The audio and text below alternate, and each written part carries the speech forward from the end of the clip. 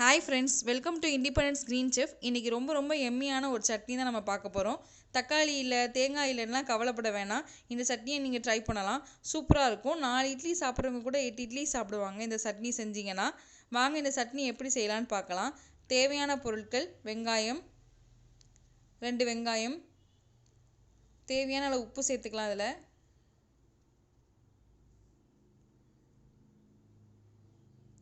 4லேருந்து 5 பல்லு பூண்டு,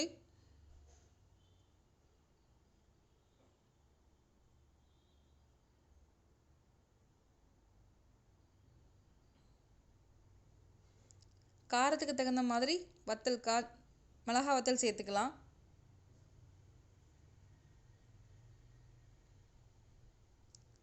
உங்களுக்கு காரம் அதிகமாக வேணும்னா இதோட 2-3 வத்தல் எக்ஸ்ட்ரா சேர்த்துக்கலாம்.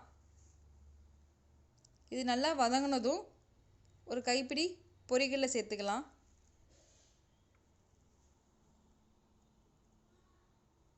கடைசியாக ஒரு சின்ன துண்டு புளி.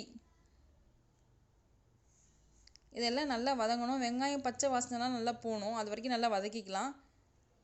வதக்கி நல்லா ஆறினதும் மிக்ஸி ஜாரில் போட்டு அரைச்சி எடுத்தோன்னா சுவையான சட்னி ரெடி ஆயிடுச்சு. இப்போ இதை தாளித்து மட்டும் ஊற்றணும்.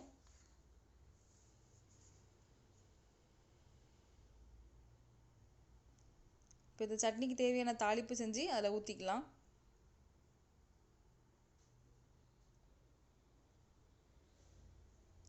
இந்த சட்னி ரொம்ப டேஸ்ட்டாக இருக்கும். நீங்களும் மறக்காமல் ட்ரை பண்ணி பாருங்கள். உங்களுக்கு பிடிச்சிருந்துச்சுன்னா லைக் பண்ணுங்கள், சப்ஸ்கிரைப் பண்ணுங்கள். இது எப்படி இருந்துச்சு அப்படின்றத கமெண்ட் பண்ணுங்கள் செஞ்சு பார்த்துட்டு.